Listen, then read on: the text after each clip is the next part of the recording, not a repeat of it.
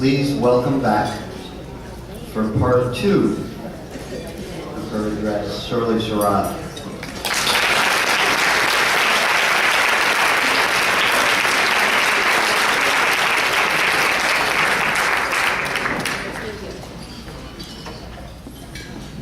Good evening. Good evening.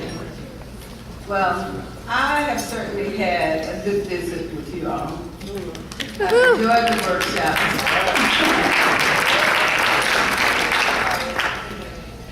And I hope you won't decide that you don't want to see me again.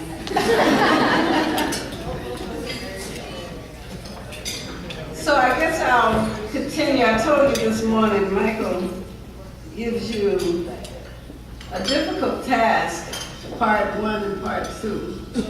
But when we talked, and we talked several times before I came here, and of course I told you earlier today that we did quite a bit of work together years ago. Michael was one of the founders of Equal Exchange too, right? And we marketed pecans to Equal Exchange all of those years ago. Let's try it this way. So,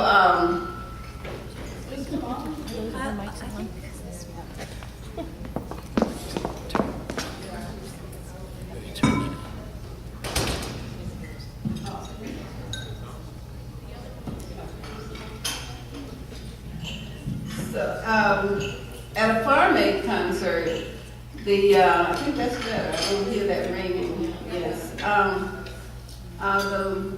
owners of Ben and Jerry's Ice Cream Company decided he wanted to do something about black land loss and agreed that they would purchase a product from our farmers to go in the ice cream. And they told me it had to be either peaches and I started saying pecans because I was with them so much. I grew up saying pecans.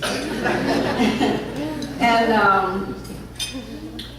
the peaches, they needed a special variety. Most of our farmers were not growing them, but a lot of them had pecans. So I started organizing the farmers to sell to Ben and Jerry's. And they assigned a special project person to work with me because they didn't need the pecans in a shell.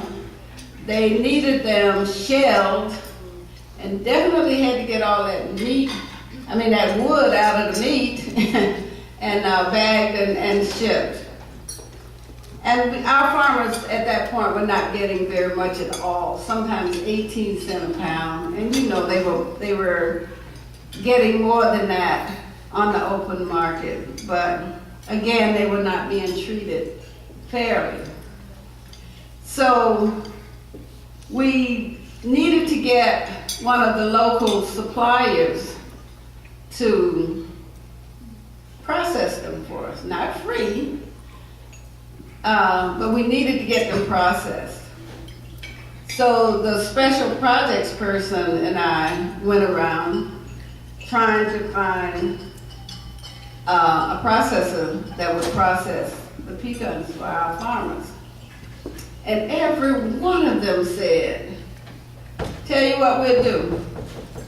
We will buy the pecans from black farmers, we will process them and sell them to Ben and Jerry's, and they can say they have pecans from black farmers in their ice cream.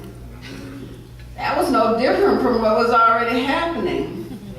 We even went to Cornelia. A lot of you are probably familiar with that community, and they had some young people there who had, and one or two of them had a problem with cooperatives.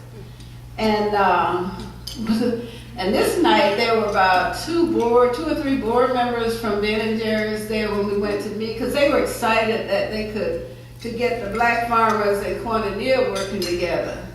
But right there with us sitting there, one of them said, if this doesn't work out with black farmers, will you buy from us? So if you go to Cornelia today, they will say that they had a contract with Ben and Jerry's to sell pecans for them, but they didn't. We had the contract.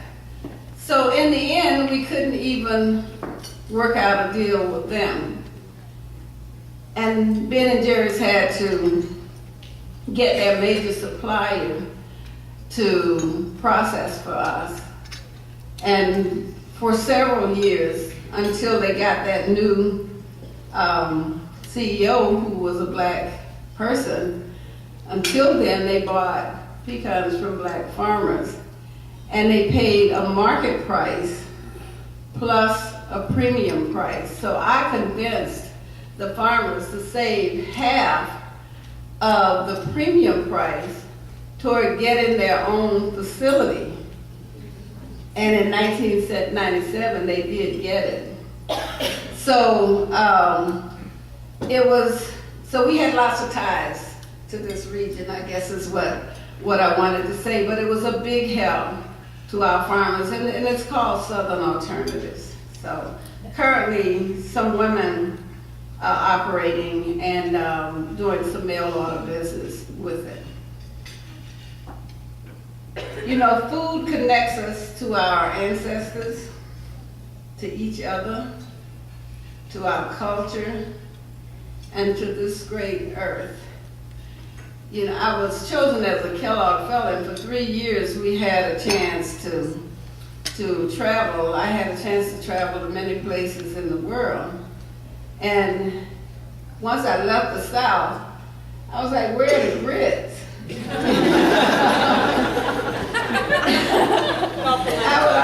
have instant grits now. I didn't have those little packets of big instant grits I could take with me back then. But if I ever found them, I would instantly know this is either someone who's living in the South or someone who's connected to the South. And we could have a good conversation.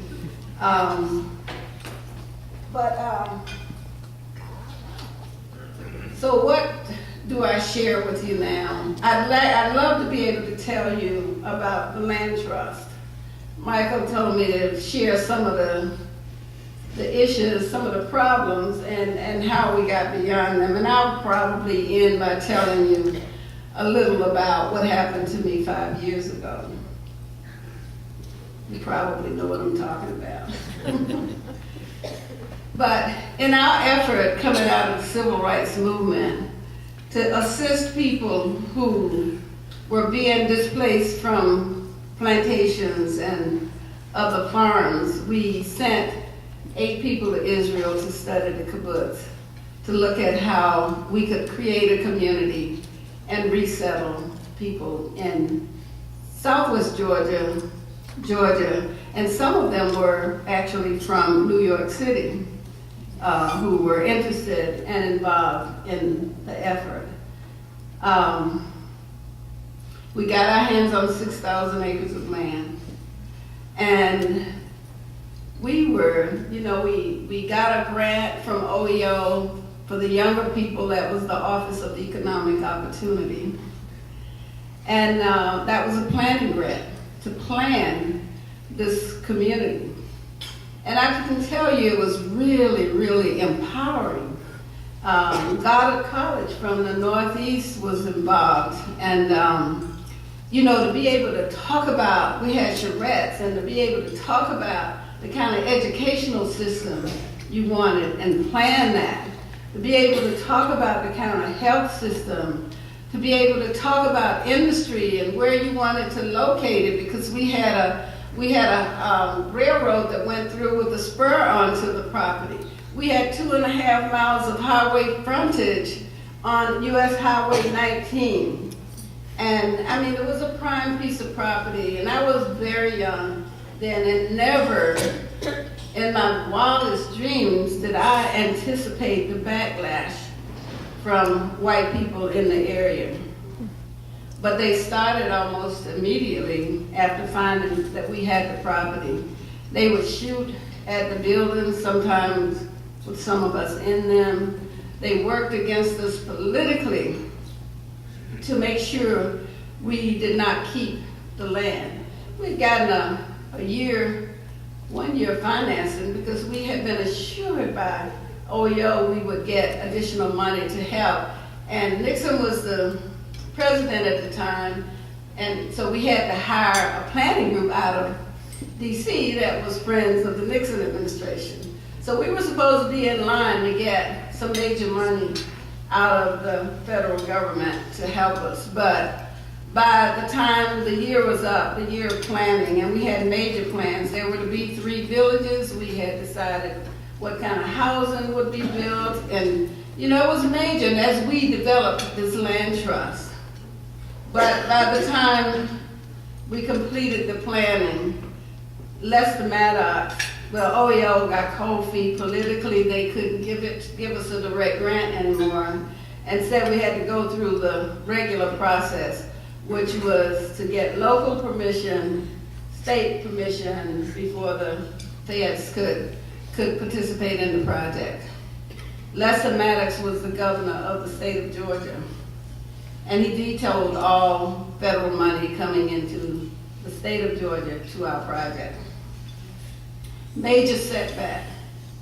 So we started farming in order to try to hold on to the land while we worked to try to make different arrangements, better arrangements, financial arrangements to be able to hold it. And we eventually did that. We faced foreclosure by a prudential insurance company for 2 years straight, but finally got better financing. We hired someone who had worked as an extension agent for University of Georgia system. And he was a black one, back when black agents could only work with black farmers, and white agents could only work with white farmers. And but he was so knowledgeable. So we had a major farming operation going. We were expanding it. We were making enough money to expand the farming operation and pay the notes. And then we ran into a drought. But now it's 1977, followed by a second year of drought. And now we had no choice but to go to Farmers Home Administration to try to get an emergency loan. The county supervisor said, "You get a loan here with my dead body." And we could only get an application when the national office sent 3 people down to the local office, to our office, to go with us to the local office to get the application. Too bad they didn't stay, because it took us 3 years to work through the process to finally get a loan with continued droughts, and then couldn't borrow. We had assets worth somewhere between $4 and $5 million, but couldn't borrow enough money from them to farm. The loans would be, when we finally started, late and slow, not enough, would never finance irrigation for us. And any of you who know about Farmers Home Administration, they require a lien on all available assets. And once they got that, they did their thing, and we lost everything in 1985. The new owner from Atlanta, a rich guy, paid 1/5 of what it was worth, and we didn't know then, we found later, that he paid $1 million, but they let him borrow $950,000 of it. So that was when I started working with the Federation of Southern Cooperatives. Still, we knew we had faced discrimination, but we couldn't prove everything because we didn't have the information. So, in working with other black farmers and dealing with black land laws, the Pickford case, I won't go into everything. Black farmers were losing land at an alarming rate, and we had lost the biggest tract of black-owned farmland in the country. So the Pickford case settled. There was a case before Pickford, but everyone knows about Pickford. And I was so busy working with the Federation, helping farmers to gather their information for the lawyers and helping to get the word out about the Pickford case, because there were no radio announcements or newspaper announcements. The organizations working, nonprofit organizations, had to help get the word out and help these farmers get to where they could file a claim. I was driving from Alabama. You had 6 months to file. Driving from Alabama one night, thinking about the farmers I had been working with, and the light bulb went off. I was talking to someone about Eufaula, Alabama earlier. That's where the light bulb went off. Oh my goodness, we were farming in 1981. New communities can file a claim in the Pickford case. I hadn't even thought of it. We lost in 85, this was 1999. So I couldn't wait to get home, no cell phone or anything. I raced in the house, telling my husband, we can file a claim in Pickford.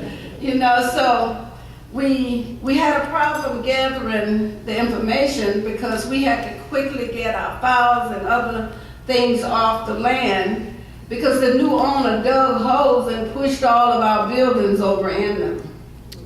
He got rid of every trace of us. We had a flood in Albany in '94, and we lost everything there because it was a major flood, a 100-year flood, and some of our things were stored in a building that an old packing shed, the owners of a packing shed had given to our organization near the river. So we had a real problem pulling the information together, but we did, and that's when we found the story, the true story of what happened to us. A lot of those plantations owned by rich absentee landowners were getting the loans that we were being denied. With the Pickford case, you had to find a similarly situated white farmer who got what you didn't get. So in our case, we had to be compared to the plantations. They were getting loans for irrigation, we were denied loans for irrigation. So we had a major claim here that was filed in what we call Pickford 1, it was filed on time. Our hearing was held July the 30th, 2002 in DC. You had your one day in court as a B claimant. And if you had been in that room, you would have left there saying they just won that case. We left there really happy because we knew we had won. But the hearing officer, who was the wife of the chief adjudicator, ruled against us. It was unbelievable. The judge had put in place a process where you could appeal to a monitor. So we appealed, and because many of you may know Randy Roth, who was the director of FLAG at the time, she was the monitor, she had to recuse herself because we were friends and I had served on her board. And they had to find someone else who could handle our appeal. So 4 years went by from finding someone else and that person looking into the record to determine if there was a major mistake, any mistakes that would cause a miscarriage of justice. In the meantime, the lawyer who was working for the Justice Department against us in our case was arrested in California. Turns out she wasn't a lawyer after all. Can you believe it? She was working for the Justice Department, and yes, and there were many other things that happened during this process. So when the monitor's office sent to the chief adjudicator the report documenting these mistakes, he sent us a letter in 2006. We filed in 99. He sent a letter to us in 2006 saying what they found had merit, but our case was an extensive case and it would take him some time to review it. Now he was faced with overturning his wife's decision. Isn't this something? See, we would never get by with anything like that. We didn't hear anything, not one word about our case from October the 21st, 2006 until the night of July 8th, 2009. when our lawyer called and I answered the phone, she said, "Shirley, have you heard?" She was excited. I said, "No." She said, "We won." You know, she was excited, and I'm thinking I'm getting ready to hear good news and bad news. So she asked me, "Do you want to guess how much?" I said, "Rose, is it at least $1 million?" She said, "No, it's 12." So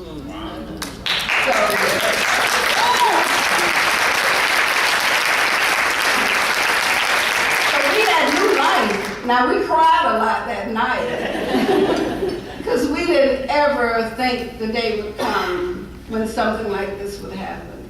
So we started looking for more land. We didn't want to go back to Lee County, Georgia, because we were treated so poorly there. And didn't want to get too far from Albany. So we had gotten a local lawyer to do some work for us. He was white. We were sitting up there talking about the need to buy land, and he said, "Well, let me take you out to Winfield Plantation." So we went out to Winfield and looked, and this is where hunters come and pay like $5,000 per hunt to hunt quail. You know, and they didn't have a lot of woods, and I think 5 cabins for people to stay, and they could house about 27 people.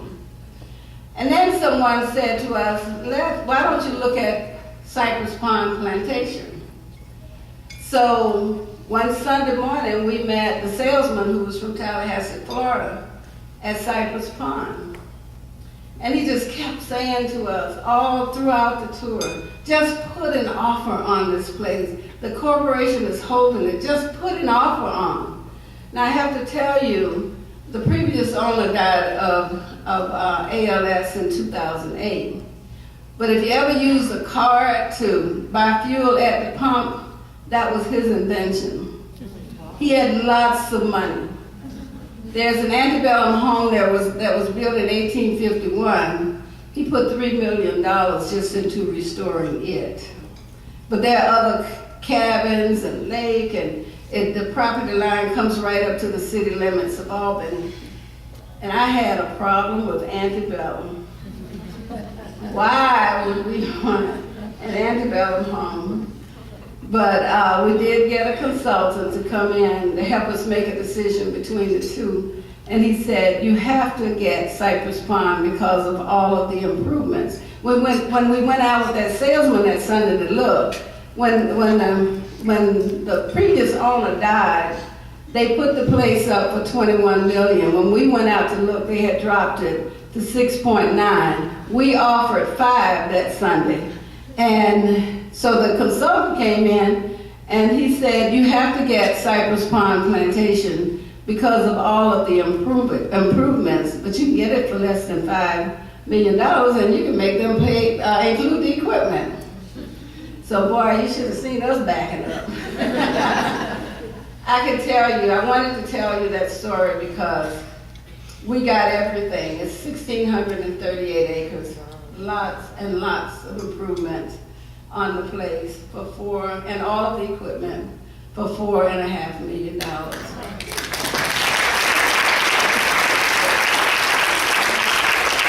I like to tell that story for many reasons. And we brought in a planning firm, and I wish I could share all of the plans for that place. There are 3 distinct areas, the wooded area where there'll be walking trails and so forth, the lake and the cottages, the preserve, the farming area, and the area around that house, the village area, so preserve farm culture. We've already had racial healing sessions there. We had a blessing of the land ceremony in 2014. The Lower Creek Indians were the first inhabitants of that territory. So we had Chief McCormick, the chief of the Lower Creek Indians there. We had Hispanic, we had white, we had six African nations. It was just a big mixture of people during blessing ceremonies. It was so educational that people asked us to please do it again. So the chief said, "Well, you need to bless each area." So we were blessing, we were blessing the area around that antebellum home, so that's culture. So this last year we blessed the farm, and this year coming up we're going to bless the preserve. And then we'll probably end up turning it into an annual festival because it really brings people together. But we look at it as a production farm, but also as a teaching farm. We look at it as a place also for racial healing. What better place than a former plantation? We learned after we got it that it was once owned by the largest slave owner and the wealthiest man in Georgia, and he held the largest number of slaves at that plantation. We also learned that Jefferson Davis spent 4 or 5 nights there in that house when he was running from the Union Army. We know that because he had a dinner party for some of the residents of Albany in that house. When we had the blessing ceremony, and I won't stay on this, and I won't keep you long, we decided we needed to find a descendant. We need to find all of them because we have an ad after the Hartwell Hill Tower, who had it in early 1800s up to 1851 when he built that home. He left it to his son. The son died in 1858, and they were preparing to sell everything. We have an ad where they were selling 150 of the slaves on the courthouse steps in Albany on December the 29th, 1859. We didn't know all of this history, but we wanted to try to find a descendant of a slave for that first ceremony. And we found that Herbert Phipps, he's Judge Herbert Phipps, he's the chief judge of the Georgia Court of Appeals. His great-great-grandmother was a slave there, and his great-great-grandfather was the overseer of the plantation. And the strange thing is that after slavery ended, they married. So I have a picture of 8 children that they had. It was very emotional for him. He said he'd been on the grounds but never in the house. And I want to tell you too that you can't, one of the reasons why I tell that, sir, you can't give up. We can't give up. We can't afford to give up. But if we keep working, some amazing things can happen. Just suppose we had just walked away, didn't try to stay together as a group. We wouldn't have been ready, but we wouldn't have been ready to file a claim in the Pickford case. We certainly wouldn't have this golden opportunity that we have now to do some even bigger things for the Southwest Georgia area. And we've been working on a food hub. We thought at one point we had the State Farmers Market. They put it in a place that was just not the right place many years ago, and it wasn't being used. So we went to the county and said, we would like to get the building, refurbish it into an aggregation site for produce. Oh, he was just so excited, and they didn't own it. The state needed to give it back to them, and they had been trying for some years. They used us because he could say to the state, you know, this is a great use for this, so that he could get it back. We had the architect to come in and redesign everything, and we had designed it so that we could take children out to farms to see food being grown. They could come in there, they could look at it being prepared to go to their schools and see it on the plate the next time. As soon as they got that building, the county administrator claimed the state put a stipulation in there that it had to be open to the public. We felt the way we had designed it definitely would have allowed the public to come in. Plus, we had arranged for a training room, a meeting room that it was in a food desert that residents would be able to use, and a retail, because there were no grocery stores nearby. But we couldn't get beyond that, and this was 2012. We were heartbroken. At that time, Winn-Dixie stores were closing in Albany. So we talked to the owners out of Wisconsin, but you're talking about a 47,000 square foot building they thought they could sell it. We told them we didn't have money for that. So again, we had to walk away. And guess what happened? Last year in October, they called and said, we want to gift the building and the property to your nonprofit.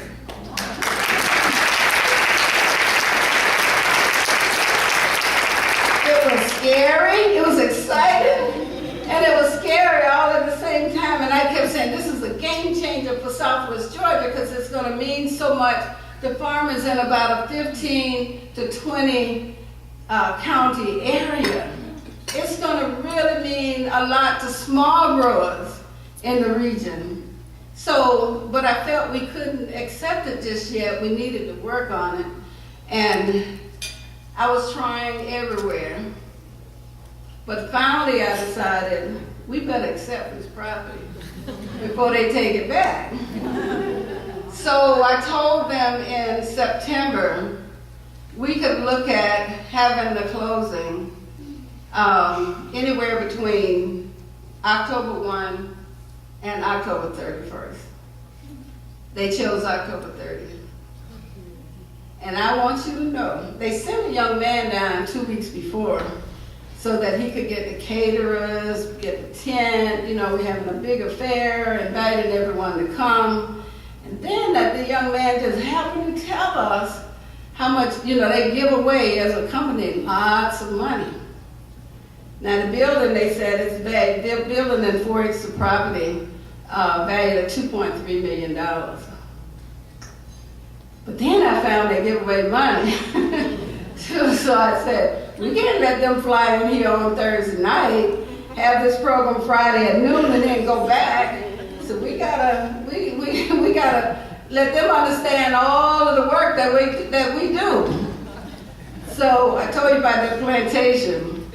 I told you about that house that the previous owner put $3 million into restoring. So we called them and said, we want to prepare breakfast for you. So we started at 9 o'clock. And I learned that they flew, 8 of them came down, and the executive vice president was in the group. And they flew the corporate jet down, right? So we brought them out there. Oh, they had a good old Southern breakfast. We made a presentation to them about our work. We took them on a tour, and you could see the smile on their face.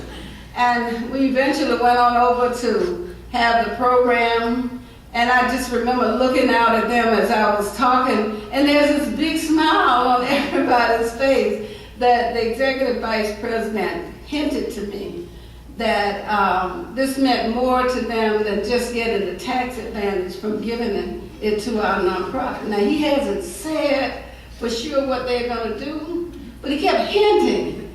So I sent him another message of thanks, you know, the next week.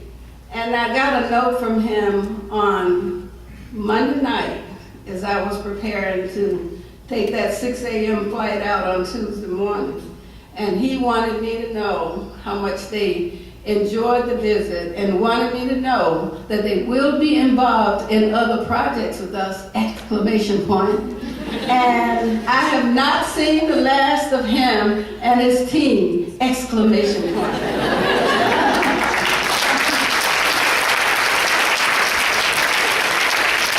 So I am so hopeful. There's a lot to be hopeful about. You can't give up.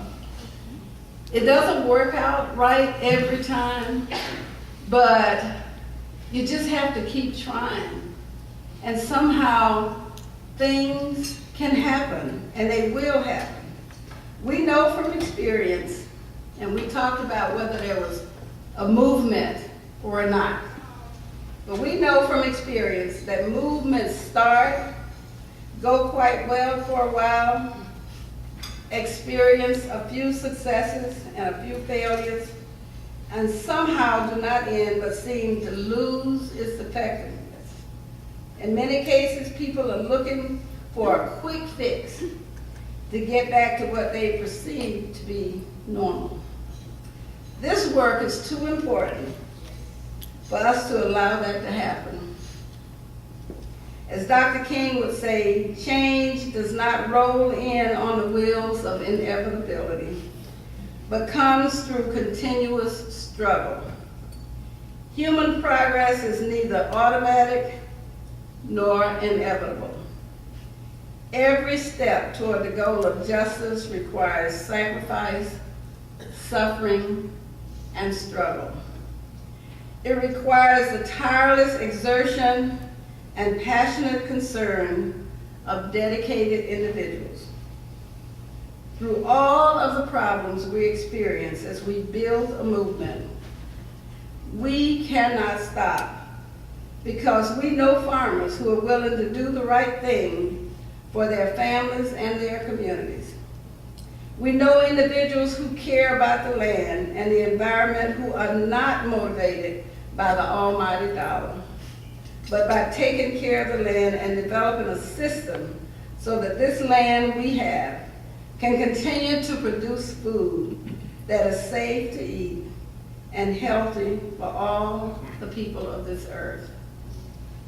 So I've gone on for a while, probably too long to touch on the USDA, but I can give you a quick little something about it if you want to hear. Yes.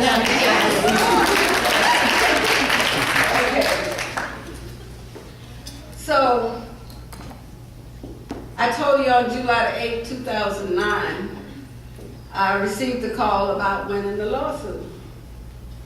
On July 30th, 2009, I got a call from the White House saying I had been chosen as Georgia's State Director of Rural Development. And boy, I was, it's like everything is running through my head. I don't need this now. We just got the money for the lawsuit. Really don't need this. So the guy who was on the phone with me said, because I guess I wasn't just talking, he said, "You're still going to do it, aren't you?" And I had to quickly say yes. And I knew I had to say yes because we had never had a person of color in the state office in Athens. And if I said no to this, I don't know when we would have ever gotten a person of color in the state office. So I had to say yes to it. And they informed me that I had to disassociate myself with every organization I was involved with. That meant new communities as well. And when they tried to tell me, and my husband probably needed to disassociate himself, I'm like, nah, that will never happen. And I would definitely have to give this up. But I went on to rural development, It was supposed to be Farmers Home Administration initially, but my congressman called me and said, "Shirley, when you look at all the work you have been doing through the years, rural development is the place where you need to be." And I quickly said, okay, because I thought these farmers would think I could do things for them I couldn't do. I had done a lot of stuff through the years, and I wasn't, fighting their battles and all, but I couldn't get in this position and perform miracles. So I was happy to be switched over to rural development. But when I got there, the USDA reorganized in 96, and individuals who were working for Farmers Home had the opportunity to either choose to work with rural development or Farmers Home. So a lot of them working with the agency were people I had to deal with through the years trying to get justice for farmers. But I tried to put them at ease, and I think I did. I told them I wasn't there to settle any scores. I said, there are two things I definitely want to do. That is to make sure all of the people of this state know the programs of the agency and know that they have equal access,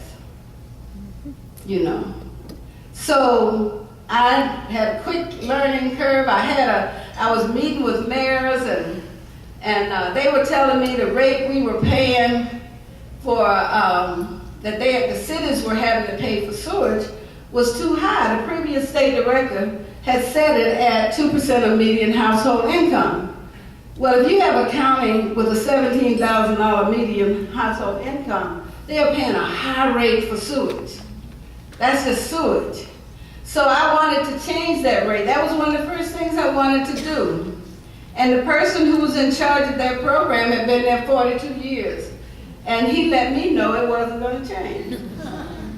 Should have been my right as state director to change it. And I told him, we had lots of stimulus money. I told him, I want you to change. I want you to issue the unnumbered letter changing it. He went and issued the unnumbered letter tying it to the stimulus money, and you couldn't do that. I had to pull it back right away. And people were feeling sorry for me. But now I knew what I was dealing with, right? He also let me know that he had people in Washington who supported him 100%. Now I don't know who at USDA in Washington deal with that program I can trust. Now I gotta find somebody because I don't know the regulations that much. I'm just starting. So I ended up dealing with a young lady out of the state office in Alabama who was very good. And I finally found someone else in the state office in the national office in DC who worked with me. Now he got word, because he kept coming to me, Shirley, you're going to be evaluated just like me. None of his money was going out the door. And we had tons of stimulus money that had to get out there.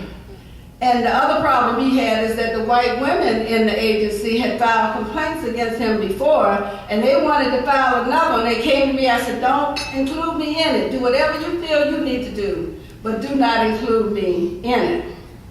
So all of leading up to Christmas, he's coming to me, really worried. Not a program is coming into the state office for the money that he had. And then by Christmas, I had the language I needed. But I wouldn't issue the letter. I wouldn't tell him to issue the letter because I was going home for Christmas. And I needed to be there for whatever he was going to try to do. So when I came back after Christmas, I called him into my office first thing that morning. And I said, Jerry, I want you to issue the unnumbered letter today, changing the rate to 1.5%. This is the language I want you to use. He tried to close the door to talk to me. I'm like, no, this is the language I want you to use. So he had to do it. And I tell you, the projects came in there. He looked so good at the end of the fiscal year, he couldn't stand it. No, he looked good in the end, but we got money out there that needed to get out there. I say that because I made a decision to target the poorest counties in the state because I looked at where the money was going. That's one of the things I did while there. And the money kept going to the same places. And there were poor, very poor counties in the state. In one county, they had only had 2 rural housing loans. Can you imagine? In a poor county, you only made 2 rural housing loans? So I developed an initiative to reach out to the poorest counties in the state. And I pulled the staff together and said, we're going to do outreach to these counties. And I encouraged every mayor and councilman and groups in those counties to, you don't need to wait until you have a project already written and everything else that goes with it done. If you're thinking of it, come into the state office. Let me pull the program officers around the table and let us help you figure out how to get it done. So I guess I was stepping on some toes. I did say to them, I didn't sell my house back in Auburn, and I do love being there. And if it means I have to go home, I'll do that. And in the end, I did, because a blogger took a speech that I made and cut and spliced. And I made the speech on the anniversary date of my father's funeral. And so I was sharing with the group what happened, what I was thinking 24 years ago. But I used that speech to say to people, and I have done it for 24 years, let us put racism and all of those things where it should be. Let's set it aside and figure out how we can work together. We needed that in this day and time, but the blogger took the speech and cut and spliced and made it appear that as a government official, I have refused to help a white farmer.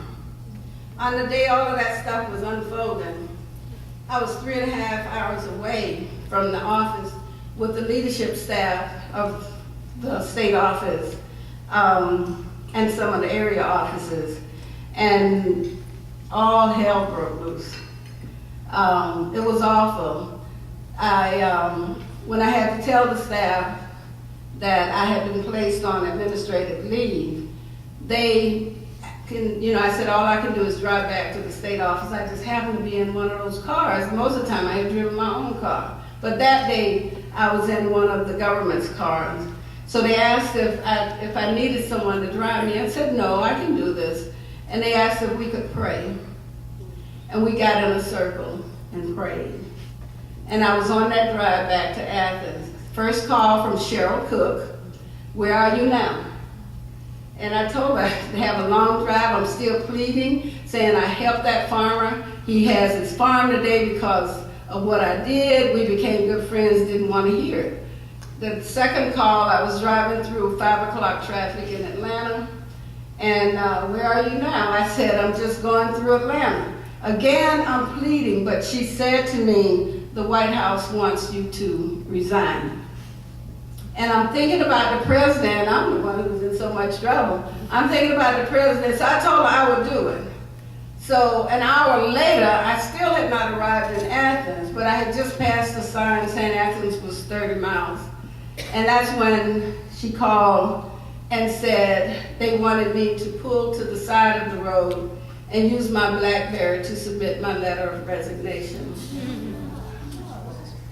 Yes, so I told her I would do it. I said, again, I was pleading, trying to get them to understand. If you get the whole tape and look at it, you'll see that that's not what I was doing, and didn't want to hear it. So I did say to her, you haven't heard the last from me. And when I looked at emails that a reporter had gotten later, they were patting themselves on the back. They were happy and so proud of how they had quickly dealt with the Shirley Sherrod problem. Well, I drove home, and I had 4 hours to drive after that to try to get home that night. I got home after midnight, and I did talk to a reporter from the Atlanta Journal-Constitution. And when I finished, he said, I knew there was more to that story. And then the next morning, y'all, every news reporter you could think of from every network you could think of was out there in the yard. I did an interview on Morning Joe by phone, and CNN had the satellite truck out there, and they asked if I would be willing to do an interview from my great room, and I said yes. So they started setting up for that. And I was on the air explaining what happened when I think it was Tony Harris said, all I knew, he stopped me. Wasn't quite sure what he said. And then he said, we have someone here. And the next voice I heard was the wife of the white farmer. She said, they later told me that their daughter-in-law saw me on TV, told their son, look, he said, that's my mom and dad's friend. So he got in his truck and went to their house and told them to turn the TV on. Your friend is on. And they started calling CNN. They didn't even know they were the white family. I had talked about it for 24 years, but they knew what I had done for them. And they called, and you know how the story turned around. Vilsack went on the air to apologize the next day. He still hadn't called me at that point. And then, I had gone into CNN and was doing all those interviews from there, from Atlanta. And one of the CNN folks said to me, Matt Lowry called and wants you to come to New York. She said, but you don't need to do that, and walked out. I'm like, oh, no, come back here. I said, I want to go to New York. So, they were quick. My husband was with me. They got a first-class ticket for the two of us. I went to CNN in New York. And I think Oprah's friend Gail, somebody had tipped her off that I was coming to New York, because I'd done an interview with her the day before for her radio program. So we're sitting out there at LaGuardia, can't get up to the gate, and she calls. And she said, I said, well, I'm sitting here at the airport in New York. You in New York? I know she had to know I was there. So they were, they were calling trying to get interviews, and I told them the young lady from CNN was handling all of that. But y'all, the next day I did an interview from the airport with Anderson Cooper that night. The next day, I had to hit all of the networks, and 2 reporters were about to fight over me. You should have seen it. The police had to come over, and I'm just sitting in the car saying, oh my God, oh my God. And then we went on The View, and now I know what the paparazzi is all about. But while on The View, Whoopi Goldberg asked me if the president had called. And I said no, and I can't remember what else she said about that. But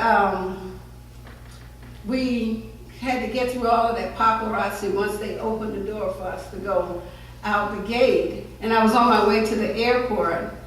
John Lewis called, so when I finished talking to him, I noticed I had a text message from the White House.